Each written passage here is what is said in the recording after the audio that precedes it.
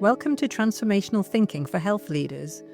I'm Dr. Fiona Day, EMCC Master Practitioner, Coach and Mentor, and a registered Chartered Coaching Psychologist with the British Psychological Society. This is a podcast that will help you meet your most complex leadership challenges and transform your perspectives, helping you to become a more effective and creative leader with a deeper understanding of yourself and your own world of work. I'm committed to transforming health outcomes through my work and to supporting and developing outstanding medical and public health leaders who are able to thrive in complexity and chaos, bring clarity and compassion to those they serve, and improve health outcomes whilst also taking care of themselves in order to enable their own best work.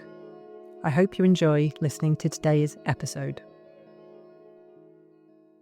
Dr Phil Sherrard is a consultant anaesthetist working in Brighton, specialising in perioperative medicine and obstetrics.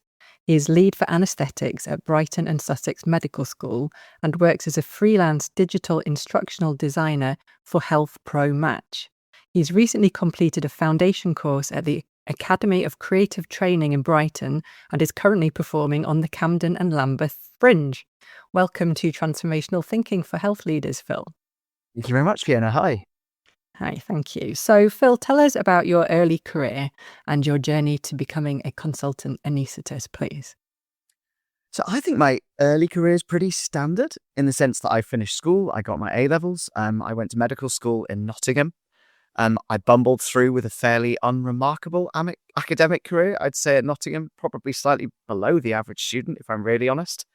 And then I came down to London to start my training, started my training foundation year in Bromley, and then moved to Brighton for my F2 year.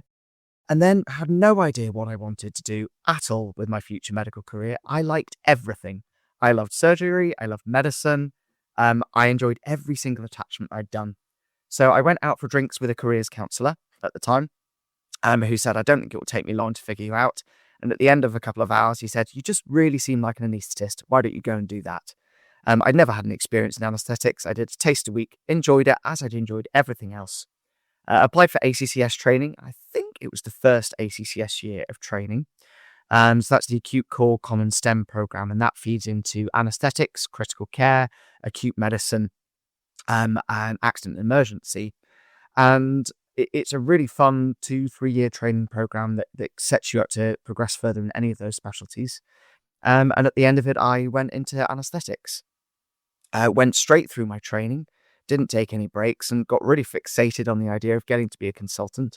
And I finished my training at the age of 32, at which point I moved down to Brighton and took a consultant job in anaesthetics down here. Wow, so you actually were a consultant quite young then, weren't you, Phil? I guess from that kind of, going through those stages quite quickly. And interesting that kind of 2 hours experience with a career counsellor at that point in time. And do you kind of feel like that was the right advice for you at the time? At the time, I think it probably was. And I think that's a common theme with me at all times, is that to not focus too much on what's going to happen as a result of a decision. What is right at the time is probably what's going to be right long term. What was I being, 24, 25 at that point in time? With no idea what I wanted to do. I needed a direction, and I really enjoyed my training. So I don't know what would have happened if I hadn't taken that advice. But what I was a clueless 24-year-old, 25-year-old who really enjoyed everything that I was doing. And I did a bit of help to focus on where to go. I think he saw in me what is good in anaesthetics, which is a real dedication to wanting to give excellent one-to-one care, a really focused mindset that actually once I'm doing something, only want to do that one thing. I don't want to think about other things. I really want to focus on the task at hand and get really involved in that. Whilst acknowledging that I liked everything so far. So I want to be involved a bit in medicine. I want to be involved in surgery. I want to be involved in decision making. I want to be able to do practical skills. And there's not that many specialties that once you've finished your training, you get to be involved in such a diverse range of care, both in terms of patients from kids all the way through to 100-year-olds, in terms of the specialties where you're dealing with patients with complex rheumatological, endocrinological, neurological, as well as then their surgical complications on top, and being involved in all of that. And really one of those specialties that involves just generalism. So a lot of specialties really delve into specifics of things. You're going to be a technical surgeon, you're going to be complex cardiologist, interventionalist. And the generalist specialties that are left open are really pediatrics, general anesthetics, geriatrics and healthcare of the elderly, and anesthetics and intensive care. And so in that, it becomes clear that I'm heading towards that generalist route, but with an eye in those medical procedures that I really enjoy doing, which cancels out GP, which cancels out healthcare of the elderly, and really leaves us with these acute core specialties. So although I've questioned a lot whether my career was the right thing to do, actually, I think that person gave me solid advice, saw what made me tick. Yeah, I think it was the right advice at the time. And it can be really hard, I think, like that kind of love of everything, can't it? Can kind of, in a way, make it harder to make some decisions as well. But as well as this kind of love of all the different areas and different medical specialties, you've always had a love of acting, haven't you? So, and I know you're performing at the moment, but tell us about your love of acting, when that started, and whether you managed to keep that up as a doctor, how that experience was for you. Mixed answer, I guess. In terms of keeping the acting up, I started acting, started performing at least from a young age. I know my dad has a memory of getting home and finding me in a Care Bear dress, tap dancing in front of a mirror when I was about 4 years old. So it's clearly started from a very young age of just wanting that. And the only way I could get to sit still as a child was listening to ABBA music. I just loved music and that style of things from the beginning. Um, and I wasn't, the strongest academically at school. I was very much at the bottom of my class. And it was a drama teacher who gave us a drama afternoon and just said, look, I really think you're going to enjoy this. Why don't you come along and be in a play? I think you'll like it. And I absolutely loved it. I loved the sense of being in a team working towards a common goal. I loved the creativity of it and the fact that there were so many different ways to solve a problem. And not just about, you've got a script in front of you and you're trying to achieve a storytelling through that script. But there's no one right way to do it. There's that sense of experimentation and fun and play and trying to find the best way for that team to tell that story. And just that freedom and the creativity that came with it, I enjoyed. Particularly the idea that there wasn't a right or a wrong way to do something. There was just different ways to experiment. I really enjoyed that. As well as I love being on stage. I love the buzz of the performing. I loved the feeling when you finish a performance, the applause. And then sadly for me, anxiety kicked in around the age of 14 or 15, and I got incredibly anxious about performing, and the feeling that there was a wrong way, and that actually, what if I wasn't good? What if I wasn't good enough? And it was paralyzing. And about 15, I was in a performance of Romeo and Juliet. I was playing the apothecary, and I couldn't get into the theatre for the dress rehearsal. I stood outside being physically sick with the fear of it all. And I just realized that I just couldn't do it. And that's when I started to think about what else might I want to do. And that's when I figured out that actually I could succeed academically if I applied myself. And that's when the desire for medicine started to come in, sort of this alternative career pathway, because at that point in time, it wasn't right for me. I was an anxious, not very confident 15-year-old. Going into a performing career was not going to be right at that point in time. And medicine came the next right decision for me. Throughout my medical career, I did keep up performing. And what I couldn't do was act. I couldn't be on my own, speaking out and trying to be eloquent and embodying these other roles when I had fear. But what I could do was perform in a team. So at university, I was in orchestras and not even orchestras, musical theatre bands. So I played piano behind the scenes and kept my foot in that arena. And I started singing more. I've always loved singing. And singing in a group is somewhere where the anxiety didn't kick in, because as part of a group, it was less about me. It was less about this, more about what we created together as a group of friends. And the pressure got taken off. And that's how I got back into performing again. And when I left medical school and moved to London, I got involved in a classical choir and got involved in the behind the scenes management of that. So a choir called the London Oriana Choir. It's a hugely successful choir. And with that, I started organising events and getting some organisation skills. So I organised a TEDx event at the Houses of Parliament. I organised the backing singers for Barbra Streisand's 2012 arena tour. So suddenly was involved in organising things at the O2 Arena and organising these big concert events. So completely outside the arena of medicine, but getting these exciting skills of how do you manage large teams? How do you deal with people from different backgrounds, musicians, corporate events, corporate sponsors, as well as the Houses of Parliament and the team at Westminster. And as a 25-year-old, it was a wild experience, a wild year getting involved in that side of things, whilst starting to perform again in the classic environment. And from then I joined an a cappella group called the Buzz Tones. And that's a group of anywhere between 8 and 14 of us. And that creative juice just started flowing again. We wrote a couple of shows to take up the Edinburgh Fringe. I got involved in the music arranging side of things. I started doing solos with them again and finding my voice. Again, particularly my singing voice, not necessarily my acting voice. And found a way of work. I found medicine a really supportive environment for keeping all of these things up. The people that go into med school, and my friend was saying this over the weekend, said med students were just the most annoying, insane group of students because they'd exceeded academically, they got these A's at med school, and then also they were in all the choirs, doing the Duke of Edinburgh, doing these other things. And a lot of people give that up at some point during the med school career. We're sort of fed this idea that medicine's an all-consuming career, that you've got to give it everything you have. And that is a way to practice it successfully. It's never a way that I found to practice medicine successfully. I found that if I gave medicine all of my energy and all of my time, it was all consuming and it destroyed the parts of me that want to create that want to do these other things. And I found that when I had more energy to do choir, to do singing, to do buzz tones, to do a cappella, I had way more energy again for the job crossing back over. I found that particularly anaesthetics was a career that lets you have days off. There's not that much continuity of care.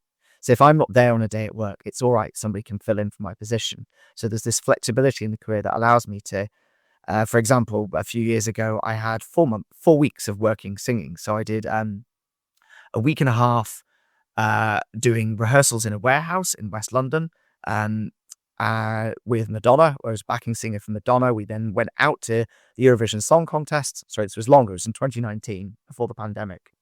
And then, a week out singing with Madonna out in Eurovision, doing that, followed by a week touring in Moscow with my a cappella group, followed by a week touring with a classical group, singing at the Vatican and touring in Italy.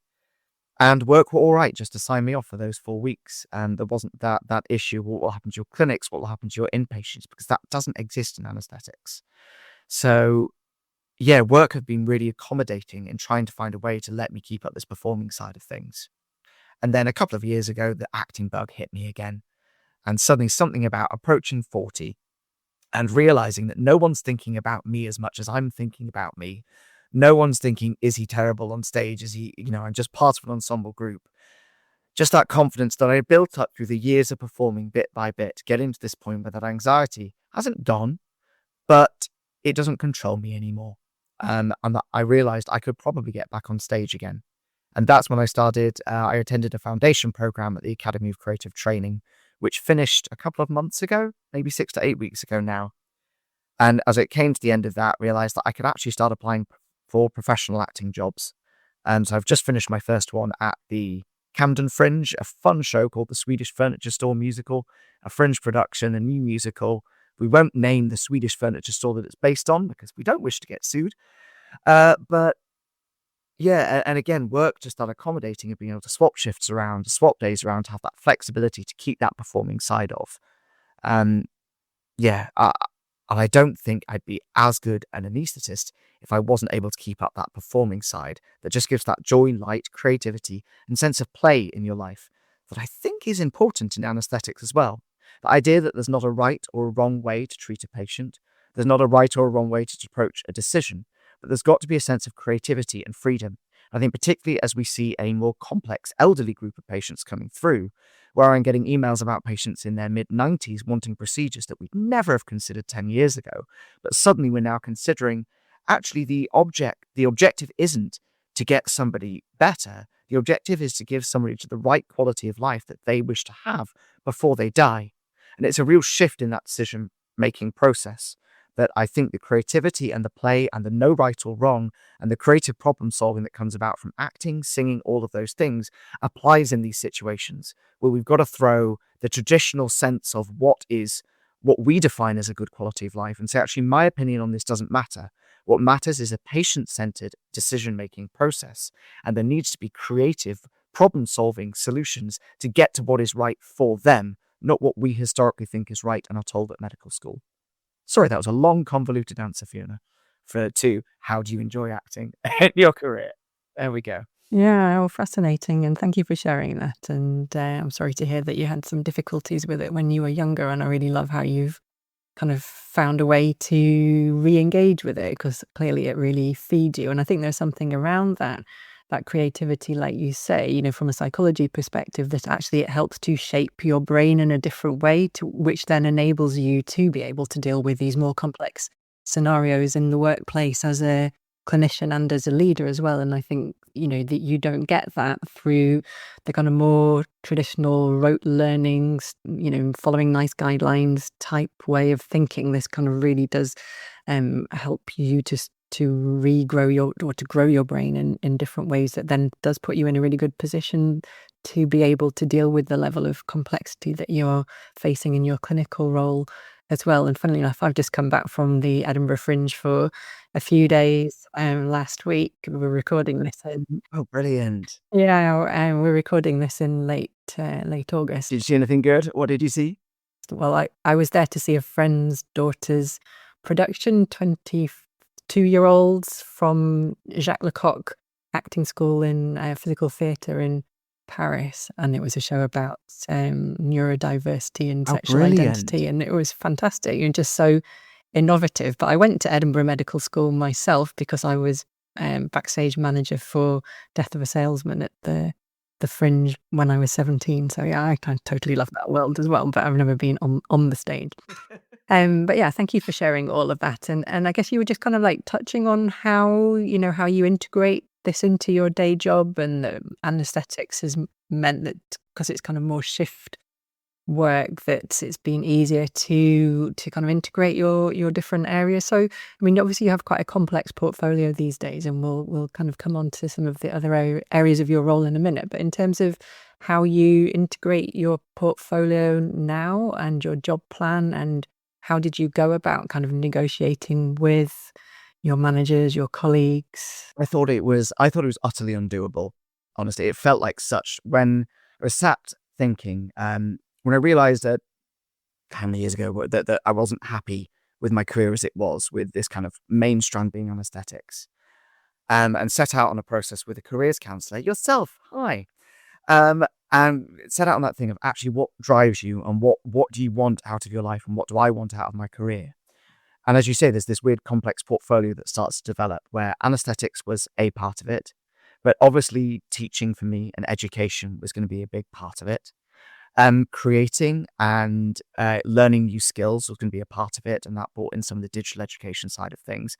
And then acting and performing, which is more rapidly now becoming a larger part of this portfolio career. It took a bit of time to get off the ground, but it's starting to pick up pace.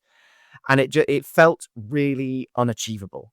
And I think for me, the idea of starting at one point where I did one job full time, the idea of then getting to this place where there's this flexible portfolio career where I'm spending, 1.5 days on one thing, half a day on another thing, half a day on another, one day on another, it didn't seem possible.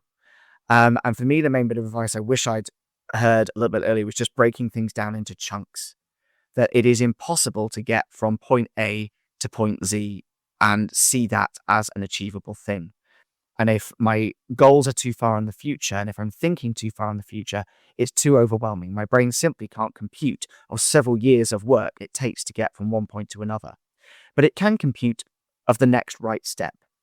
And so I think how I started out doing it was talking to other people. And so first of all, just voicing what I wanted. So voicing, I want a portfolio career that has these things. Because no one in the world is going to give you anything if they don't know that you want it, and if you're not willing to ask for it.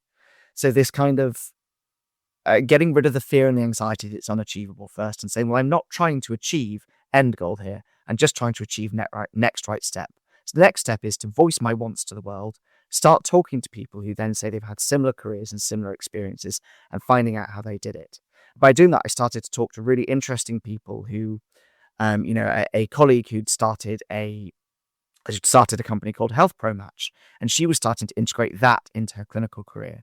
And she had moved to France to manage a chateau property, and then had moved to Vienna to manage that property from there, moved to Vienna to start this health pro match company, as well as coming back to Brighton to commute to do clinical anaesthetics. She started to see these weird careers. Another person had an apartment who'd moved to Norway to write a book on cold water swimming, as well as then being a career in anaesthetics and intensive care. And once I'd started to put my wants out into the world, people started getting in contact saying, I've had this weird career, I've done these weird things, and just chatting about how they did it. And it started to feel a little bit less scary because there were role models who'd done similar things, and it didn't seem unachievable. And it then became easier to take the next step. And the next step was making sure that I was trained in the things that I wanted to be trained in. And so saying I want a career at a university is a great idea, but what do I need to do that? So then putting these things at the next step, well, I would like to get a certificate or a diploma in medical education. I'd like to start talking to people at the university. I'd like to get experience in practical teaching at a level before that.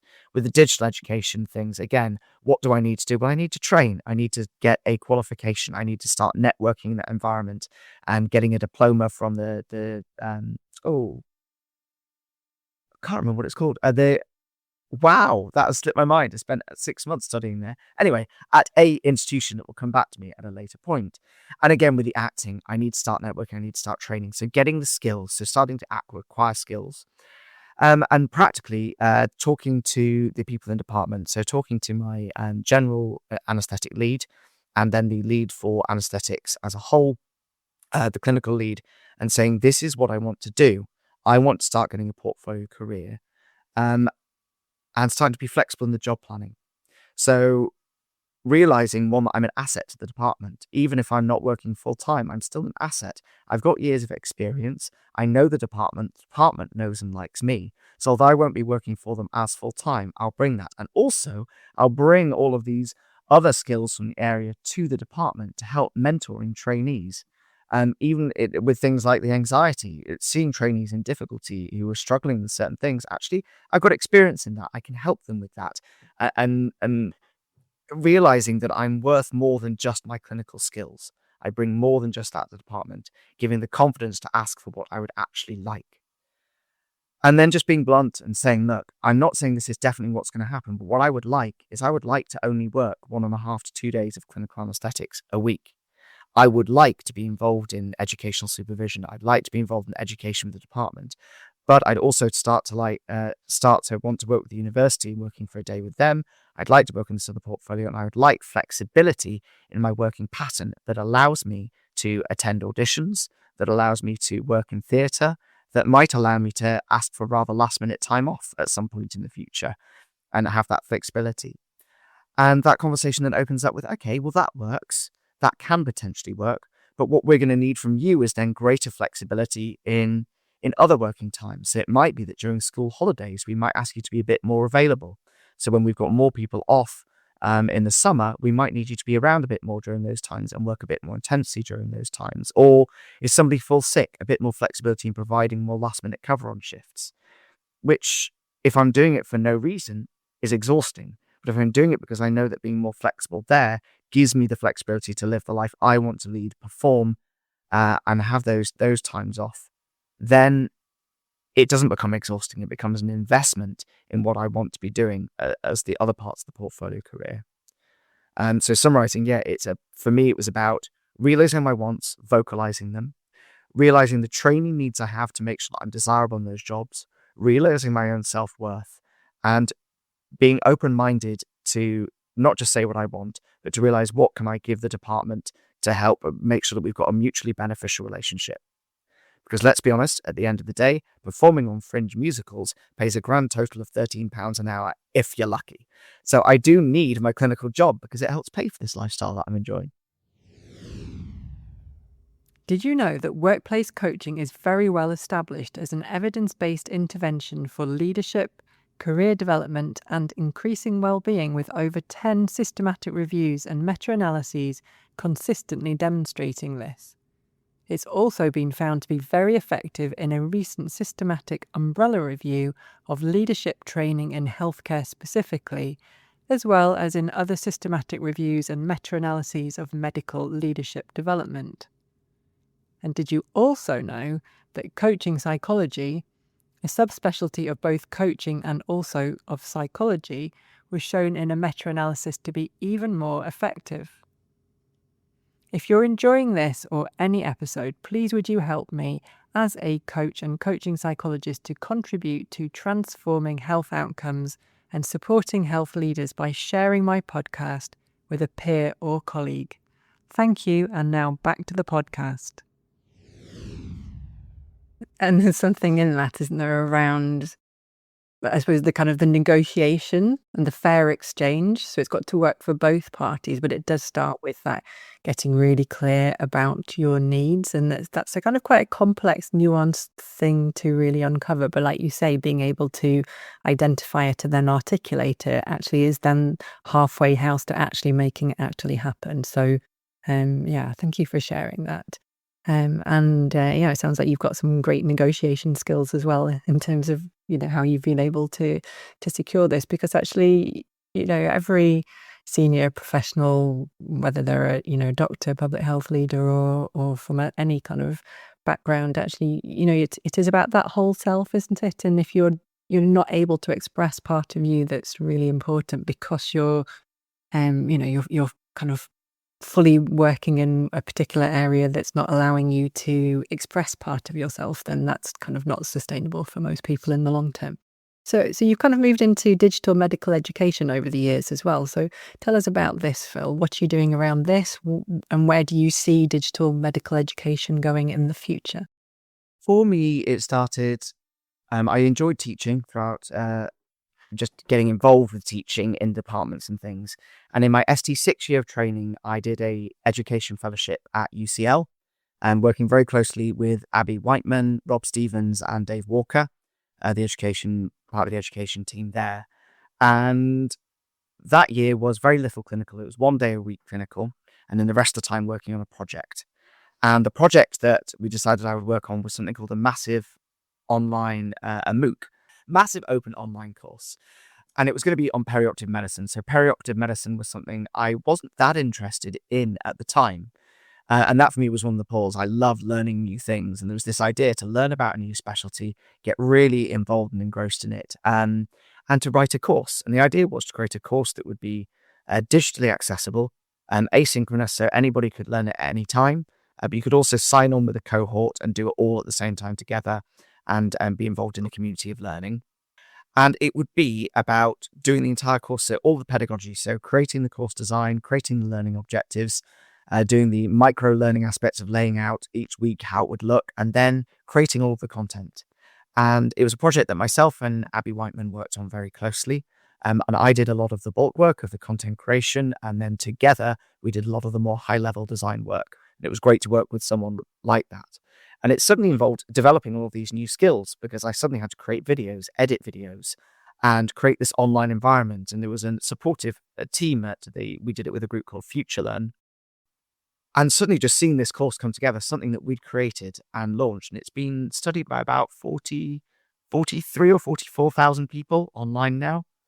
And seeing the impact that it makes in people's education and learning about perioperative medicine, to me, it became an idea that I do love teaching in person. I do love it. But it just sparked this idea that there are these creative solutions that in postgraduate learning, we don't always need to be face-to-face. And my own experience as a postgraduate learner is that I'm motivated, I love learning, and I want to learn, and I'm willing to put the time and effort in my own place. And online learning gives me the flexibility to do that around what is quite a busy life. And I think it's got such huge potential. And it just sparked this idea and this interest that that's what I wanted to be involved in. And then it lay dormant because I became a consultant. COVID happened. All of the first few years of being a consultant kind of put that out. And then once I started to get space and ideas and back in my life, just a spark came again about digital education. I parked it back in 2018 when I finished this project. I was exhausted from finishing the project. And when the spark started again, just the ideas of what could be accomplished with it.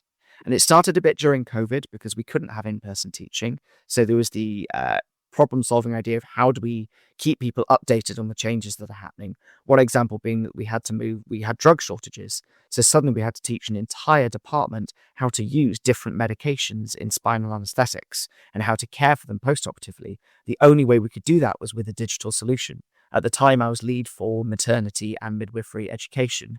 So it fell onto my plate of how do we train all of these midwives and how to care for this different medication. It's like, great. Oh, I can resurrect these skills and get digital education back in. So again, I didn't know what I wanted to do with it really. So I trained and I got a diploma in digital instructional design from that place I went to. The Digital Institute of Learning, the Digital Institute of Technology, the Digital Learning Institute, DLI, the Digital Learning Institute. It was a 6-month course. It was great. And it enabled us, it challenged us to design our own online course, get feedback. I worked with people from Google, from other universities, from massive multinational organizations who were the head of their digital technologies. And again, they've just given me this network of people to feed off to help design and learn things with. Where I'm using it at the moment is, as I said earlier, I just started putting the word out into the world that I wanted to work in digital instructional design, and I'm a doctor. And the person I mentioned earlier who moved to Vienna to start running her own company, she was somebody who got back in touch further down the line and said, look, I'm running these seminars in America. I'm running these pharmaceutical seminars, and we want someone to create it interactive online learning content from that, so that people aren't just watching the videos that we've created on the day. Actually, people can get involved. There's quizzes, there's these other things, but I need somebody who's a doctor who understands what the heck is being said on the day, who can then translate it into the content. So I started getting involved with her and this company, and so now we're creating an online educational hub that does that. There's other exciting things. Where I see it going really is the postgraduate world. I think undergraduate world, technology has its place, but I think I needed real guidance during my undergraduate years. But for me, I see it focusing on these postgraduate, motivated learners who want to further their careers. And there was a project that I was so excited about that the funding has just fallen through on, but I'm voicing it because I believe it will happen again. And it was going to be the UK's first hybrid postgraduate medical degree. It was going to be based in Brighton, and there was, for people who have kids and other jobs and careers, actually the first 2 or 3 years of learning, we were going to be designing it as a hybrid environment. So my hope was to be the lead on the digital side of that, creating the online environment, creating that learning management system, and helping with a lot of the content creation, so that we could actually get people into medicine from a much broader background of careers. If you are a single mother of 2 at the age of 33, the idea of giving up 4 years of your life to go back to university is not really achievable unless you've got significant support mechanisms in place. But if you can create a hybrid version of that, imagine these people we could get that would be so great in the job once they got there. Unfortunately, the funding fell through, so that is not happening. But that's the kind of work I'd be wanting to do, to find these new solutions, to get people involved in medicine who haven't been, and to create flexible training solutions for people who don't have the time for the more traditional training things that are out there. That's where I'd like to take it. It's a nascent part of my career, but already these opportunities are starting to come about, and I am excited about where that could go. Well, thank you for sharing that. And I'm absolutely gutted for you that you didn't get that funding, because it definitely is kind of part of the future landscape, isn't it? So I guess it's like holding that vision in mind and continuing to work towards it. And I'm sure it's going to happen. You can see that though these are global trends, and accessibility is really important, isn't it? So yeah, keep us posted about how you get on with that. And I guess, Phil, like, kind of looking back so far about what you've learnt about yourself as a leader. I mean, you haven't really used that term at all whilst we've been talking, but you're innovating, you're leading things, you're, kind of pushing boundaries, you're doing things with and through other people. Tell me a bit, if you would, about you as a leader. I have avoided the term because I don't see myself as a leader. And I think a lot of people have it, but a lot of imposter syndrome by the fact that I'm still young in my career. I'm 40. I still feel like I'm really at the beginning of it. And so I'm all the time around quite senior people that I see as leaders. And it's difficult to see yourself in that position. But you're right. I am involved in leadership, and I've led on projects and started leading on projects at a young age from 25 with the choir things and working on those projects and leading on those. Reflecting on, what my how I see progress as a leader. And for me, it comes down a lot to values. And organizations develop these values that are their core organizational values. And I don't think I knew until fairly recently what my core values are. And for me, the leadership, and I'm finding myself becoming more comfortable leading in the last few years because I feel comfortable in knowing who I am and what's important and how I want to interact and how I want to lead.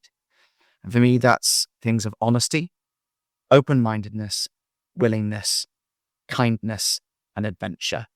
And they're my kind of 5 core values that I want to lead and live in the world by. And honesty, just coming from a place of being really honest about limitations, about what I know, about what I don't know. That there doesn't need to be any arrogance involved in leadership. There's a lot of things that I just don't know. That's absolutely fine. That's why when we work in teams and we're a leader of a team, that there is a team, because the leader is not expected to know everything. And so there's got to be this honesty and transparency about what I know and what I don't know, and to be comfortable with that and to not have an ego around it. That I find important.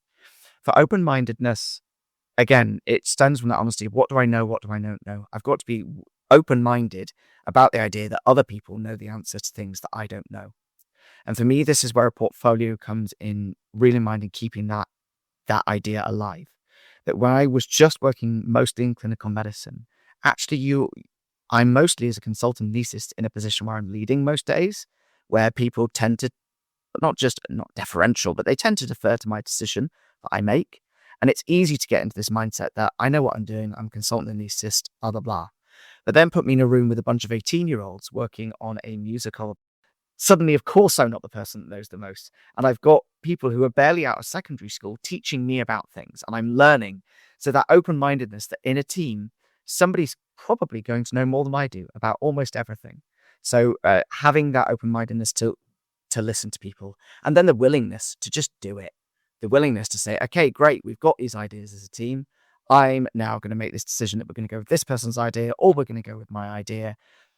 Creating this kind of space where people are okay to voice their ideas, their creative solutions to problems, and that I'm willing to listen to them, and that I'm willing to accept that I had an idea about how I was going to manage this and how I was going to run it, but this person's idea is way, way better than mine. So let's run with it. Let's not have an ego about it, and let's do that. Kindness, because I just want to be treated with kindness, and therefore I need to treat people with kindness first for that to happen. I don't think I need to say more about that. And adventure, just the joy of learning and trying something new. The idea that I know everything and that I've experienced everything by the age of 40, that's a horrible idea to me. I love the idea that I still feel really new and at the beginning of my career. And that although I've got a career where I'm a consultant anaesthetist and I'm reaching the top of that one, I'm starting careers where I'm on minimum wage and I'm starting right at the bottom. And all that feeds into what I hope is a leadership style that is open, that listens, that is kind, that's reflective, and that values people's ideas and opinions just as much as a leader of a team, my ideas are valued. I think it opens the door to creative problem solving, creative solutions, particularly, as I said, with the more complex patients coming through, we need creative solutions. But, and I've touched on it with the education stuff, creative solutions to problems of how do you get more people involved? How do you educate vast numbers of people at minimum cost? Yeah, those styles and those values, influence and infiltrate all of those things.